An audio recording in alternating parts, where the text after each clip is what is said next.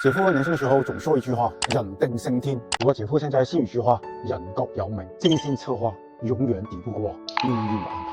你要相信，你遇到的人、碰到的事絕非偶然，沒有走到一起的姻緣，其實是老天爺在保護你；沒有看成的事，也是外力在盡全力的保護你。就像停電了、車壞了、飛機晚點了，基本上真的沒有必要抱怨生氣，甚至說某件事你總不順，心裡總是很憋屈，無意之中總覺得哪裡不對了。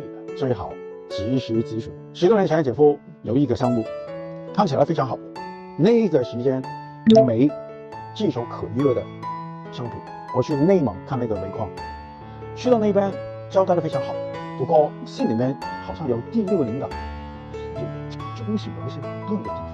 不過他們表面上做的功夫非常好呀，數據非常漂亮啊。我最後我還是覺得相信自己不同。之後有幾個人進去了，所以那個時候我不投。我有很多朋友、很多行家笑話我，那麼好的項目為什麼不投啊？傻呀！有時候你真的要相信自己，無需找根據，也沒必要深究盤旋。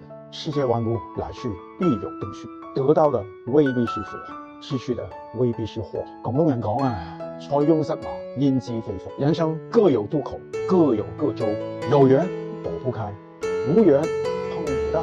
緣起則聚，緣滅則散。